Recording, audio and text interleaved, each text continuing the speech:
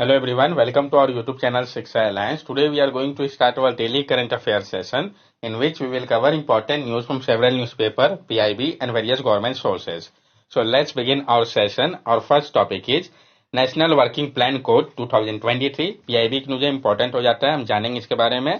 Ministry of Environment, Forest and Climate Change has released the National Working Plan Code 2023 for the scientific management of forest and evolving new approaches. तो किस ministry ने release किया important है. Ministry of environment forest and climate change ने release किया है national working plan code 2023 का scientific management के लिए फॉरेस्ट का और इवॉल्विंग न्यू अप्रोचेस के लिए. ये साइंटिफिक फॉरेस्ट मैनेजमेंट होता क्या है? तो साइंटिफिक फॉरेस्ट मैनेजमेंट जो है ये आपका एक अप्रोच है जिसमें इन्वॉल्व किया जाता है एप्लीकेशन साइंटिफिक प्रिंसिपल का, टेक्निक का, ताकि मैनेज किया जा सके फॉरेस्ट को सस्टेनेबली. ये फोकस करता है गैदर करने के ऊपर डाटा को, कंडक्ट करता है रिसर्च को और यूटिलाइज करता है एविडेंस बेस्ड प्रैक्टिसेस को ताकि इंश्योर किया जा सके लॉन्ग टर्म हेल्थ और प्रोडक्टिविटी फॉरेस्ट का. प्लान कोड के बारे में हम जान ले तो इसका मकसद क्या है. The plan aims to provide social, economic, cultural and spiritual benefit from forest. ये जो प्लान है इसका मकसद है प्रोवाइड करना सोशल, इकोनॉमिक, कल्चरल और स्पिरिचुअल बेनिफिट फॉरेस्ट से. स्टैंडर्ड की अगर हम बात करें तो Indian forest management standard which is a part of this code take into account the diverse forest ecosystem in our country while trying to bring uniformity in management. जो standard Indian forest management standard है जो कि part है इस code का, वो account में लेता है डाइवर्स फॉरेस्ट इकोसिस्टम को हमारे कंट्री का और कोशिश करता है यूनिफॉर्मिटी लाने का मैनेजमेंट में.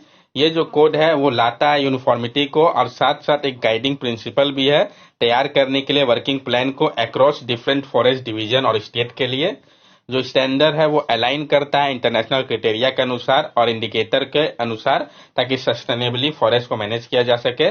इंस्टीट्यूशनल फ्रेमवर्क की अगर हम बात करें तो ये स्टैब्लिश करता है पॉलिसी, लीगल और इंस्टीट्यूशनल फ्रेमवर्क को जो कि नेसेसरी है इफेक्टिव फॉरेस्ट मैनेजमेंट के लिए.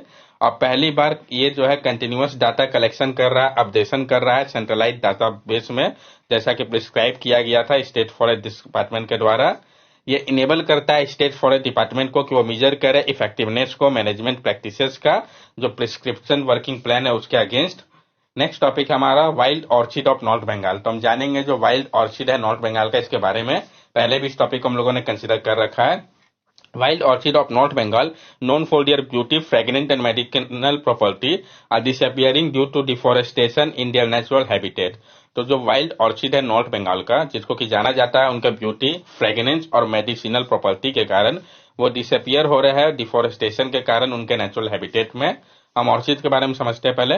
ऑर्चिड जो है ये डाइवर्स ग्रुप है फ्लावरिंग प्लांट का जिनको कि हम जानते हैं वाइब्रेंट और इंट्रिकेट फ्लावर के तौर पे. ये बिलोंग करती है जो फैमिली ऑर्किड्स है उसको. रीजन की अगर हम बात करें तो ऑर्चिड जो है वो पाए जाते हैं बहुत सारे हैबिटेट में पूरे विश्व के जिसमें कि tropical rain forest, mountain, even desert भी आते हैं. इंडिया में अप्रोक्सीमेटली 1200 स्पीसीज है ऑर्चिड का, आप सोच सकते होंगे. 388 जो है वो इंडेमिक है भारत के लिए जिसमें से 128 जो है वो इंडेमिक है वेस्टर्न घाट के लिए. तीन टाइप है ऑर्चिड के. कौन कौन से, पहले हम तीनों टाइप को जानते हैं. Epiphytic, they are plant growing on another plant including those growing on rock boulder and are often termed lithophyte. Around 60% of orchids found in India are epiphytic. जो प्लांट है जो कि ग्रो करते हैं दूसरे प्लांट के ऊपर, ये इंक्लूड करते हैं कि ये ग्रो हो सकते हैं रॉक बोल्डर के ऊपर भी, इनको लिथोफाइट भी करते हैं हम एपिफाइटिक को. 60% जो ऑर्चिड के टाइप है जो कि इंडिया में पाए जाते हैं वो एपिफाइटिक ही है. Terrestrial, they are plant growing on land and climbers. They grow directly on the soil and are found in large number in temperate and alpine region. ये वैसे प्लांट होते हैं जो कि ग्रो कर सकते हैं लैंड और क्लाइंबर दोनों के तौर पे ही. ये ग्रो करते हैं डायरेक्टली सॉइल पे और पाए जाते हैं लार्ज नंबर पे टेम्परेट या अल्पाइन रीजन पे. जो आपका तीसरा था माइकोटेरोट्रोपिक, ये जो प्लांट है वो डिराइव करते हैं न्यूट्रिएंट को माइकोरिजल फंगी से जो कि अटैच होते हैं रूट में वेस्कुलर प्लांट के. डिस्ट्रीब्यूशन की अगर हम बात करें कि ये जो ऑर्चिड है कहाँ कहाँ डिस्ट्रीब्यूट है तो हिमालयन जोन रिचेट इन ऑर्चिड स्पीसीज. जो आपका हिमालयन जोन है वो रिचेट है ऑर्चिड स्पीसीज के लिए. नॉर्थ ईस्ट इंडिया की अगर हम बात करें तो हाईएस्ट स्पीसीज कॉन्सेंट्रेशन है. वेस्टर्न घाट की अगर हम बात करें तो हाई इंडमीज है ऑर्चिड का. हाईएस्ट नंबर जो है ऑर्चिड स्पीसीज का तो सबसे ज्यादा अरुणाचल प्रदेश में, उसके बाद Sikkim, then west Bengal. International protection की अगर हम बात करें तो ऑर्चिड फैमिली को लिस्ट किया गया है अपेंडिक्स 2 में साइट का और ये बैन करता है ग्लोबल ट्रेड को वाइल्ड ऑर्चिड का.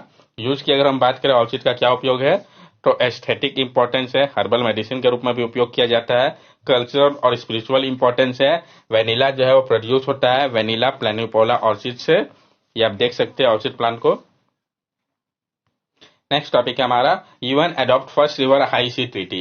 यूनाइटेड नेशन ने अडॉप्ट किया है पहला रिवर हाई सी ट्रीटी को, इसके बारे में हम जानेंगे। United Nation has adopted the high sea treaty, the first river international treaty aimed at protecting and governing activities such as fishing, mining and oil extraction in international water. United Nation ने adopt किया है high sea treaty को।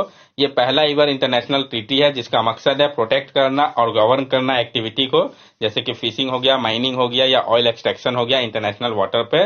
Ratification के बारे में हम जान ले। ये जो ट्रीटी है जिसको ऑफिशियली हम biodiversity beyond national jurisdiction treaty BBNJ treaty भी कहते हैं, इसको साइन किया गया है नियरली 200 नेशन के द्वारा 15 ईयर ऑफ डिस्कशन के बाद। लेकिन ये जो ट्रीटी है अभी भी इसको रेटिफाई करने की आवश्यकता है कम से कम 60 मेंबर नेशन के द्वारा, तभी ये इफेक्ट में आएगा। जो नेक्स्ट ओशियन कॉन्फ्रेंस है आपका ये कब होगा, जून 2025 में। कहां पे होगा, तो नाइस फ्रांस पे होगा। ये एक्सपेक्ट किया जा रहा है कि ये विटनेस करेगा कंप्लीशन ऑफ रेटिफिकेशन को। तो नेक्स्ट ट्रीटी कहां पे होने जा रहा है ये आपको पता होना चाहिए। मकसद क्या है इसका, it purpose is to prevent species extinction caused by overfishing, oil extraction, deep sea mining and other environmentally impactful activity on high sea. इसका पर्पस है प्रिवेंट करना जो स्पीशीज का एक्सटिंक्शन हो रहा है, over fishing, oil extraction, deep sea mining या दूसरे इन्वायरमेंटली इंपैक्टफुल एक्टिविटी के कारण हाई सी पे। इंपॉर्टेंट फीचर की अगर हम बात करें, it establishes marine protected area and put more money into marine conservation and new rule for mining at sea। ये स्टैब्लिश कर रहा है मैराइन प्रोटेक्टेड एरिया को और ज्यादा पैसे लगा रहा है मैराइन कंजर्वेशन के ऊपर और न्यू रूल तैयार कर रहा है माइनिंग को लेकर सी पे। Arrangement for sharing marine genetic resources such as biological material from plant and animal in the ocean. और अरेंजमेंट किया जा रहा है शेयर करने को लेकर मैराइन जेनेटिक रिसोर्सेज को, जैसे कि बायोलॉजिकल मटेरियल हो गया प्लांट या एनिमल का जो कि ओशियन से प्राप्त होता है। Requirement for environmental assessment of deep sea activity like mining, आवश्यकता है इन्वायरमेंटल असेसमेंट की डीप सी एक्टिविटी जैसे कि माइनिंग, इन सब का जो क्या पड़ रहा है इन्वायरमेंट असेसमेंट आवश्यकता है। रिचेस्ट नेशन जो है उनको प्लेज लेना होगा कि वो डिलीवर करेंगे ट्रीटी के लिए मनी को, जैसे कि यूरोपियन यूनियन ने अनाउंस किया है 820 मिलियन यूरो का कि वो देंगे, कंट्रीब्यूट करेंगे। ये जो है इंक्लूड करता है गाइडलाइंस को जो कि मेजर करेगा इन्वायरमेंटल इंपैक्ट को हाई सी एक्टिविटी का, जैसे कि फिशिंग हो गया, माइनिंग हो गया, और ये कंट्रीब्यूट करेगा कंट्रीज को प्रेजेंट असेसमेंट में जो इम्पैक्ट पड़ रहा है इसको लेके। और यूएन में कोई भी एक्टिविटी जो कंट्री कर रहे हैं इंटरनेशनल वाटर पे उस पर ये देखेगा। A new group called the Conference of Party will oversee and enforce compliance with the treaty term। और एक जो नया ग्रुप है जिसको कहा गया है कॉन्फ्रेंस ऑफ पार्टी, वो देखेंगे और इन्फोर्स कराएंगे कंप्लायंस को इस ट्रीटी के टर्म्स का। BBNG treaty, treaty of high जे, जो आपका बीबीएनजे ट्रीटी, ट्रीटी ऑफ हाई सी है, इसके बारे में हम जान ले। It is a legally binding international agreement on the conservation and sustainable use of marine biological diversity in area beyond national jurisdiction. ये जो है आपका ट्रीटी ऑफ हाई सी, ये एक लीगली बाइंडिंग इंटरनेशनल एग्रीमेंट है कंजर्वेशन और सस्टेनेबल यूज को लेकर मैराइन बायोलॉजिकल डाइवर्सिटी का जो एरियाज है बियॉन्ड नेशनल ज्यूरिसडिक्शन उसके लिए। ये इंपॉर्टेंट पॉइंट है। It covers the high sea beyond exclusive economic zone और national water of country. This area account for almost half of the earth surface. और ये कवर करता है हाई सी को जो कि बियॉन्ड होते हैं एक्सक्लूसिव इकोनॉमिक जोन से, नेशनल वाटर से कंट्री के। ये जो एरिया है ये अकाउंट करते हैं ऑलमोस्ट हाफ जो है अर्थ का सरफेस, उतना अकाउंट करते हैं। आवश्यकता क्यों पड़ी इस टाइप के ट्रीटी की, तो अभी क्या है प्रेजेंटली सिर्फ 1% ही ऐसे एरिया है जिसको प्रोटेक्ट किया जा रहा है, और 2023 तक 90% जो बिग फिश का पॉपुलेशन है वो डिप्लीट हुआ है, और 50% कोरल रीफ जो है वो डिस्ट्रॉय हो रहे हैं मेनली ओवर फिशिंग के कारण। नेगोशिएशन की अगर हम बात करें तो लॉन्च किया गया था वन ओशियन समिट को फरवरी 2022 पे। The high ambition coalition of BBNJ जो है इनका मकसद था एक कॉमन और एम्बिशियस आउटकम लाना। इससे पहले जो एग्रीमेंट हुआ है, तो इससे पहले UN convention on law of the sea जिसको कि अडॉप्ट किया गया था 1982 पे, वो लास्ट अटेम्प्ट था एक्सटेंड करने का गवर्नेंस के फार्दर ओशियन तक के लिए। उसने ऐड किया रेगुलेशन को ताकि जो ओशियन है 12 नॉटिकल माइल से अधिक कंट्री के कोस्टलाइन को उसको रेगुलेट किया जा सके। ये हाई सी होता क्या है, it refer to the area of world ocean and sea that are beyond any neutral restriction. जो हाई सी होता है ये रिफर करता है वैसे एरिया को वर्ल्ड के ओशियन या सी का जो कि बियॉन्ड होता है किसी भी नेशनल ज्यूरिसडिक्शन से। ये जो वाटर होता है वो नहीं आता है सॉवरेंटी में किसी भी स्पेसिफिक कंट्री के। जो हाई सी है ये कलेक्टिवली कंसीडर करता है ग्लोबल कॉमन के तौर पे, और ये बिलोंग करता है सारे ह्यूमन काइंड के लिए। भारत की अगर हम बात करें तो इंडिया जो है वो एक्टिवली इन्वॉल्व है नेगोशिएशन में डेवलपमेंट को लेके, इंटरनेशनली लीगली बाइंडिंग इंस्ट्रूमेंट को, कंजर्वेशन और सस्टेनेबल यूज को लेके बीबीएनजे का under United Nation convention of law of the sea के अंतर्गत। ये United Nation convention on law of the sea क्या है इसको भी हम समझ ले।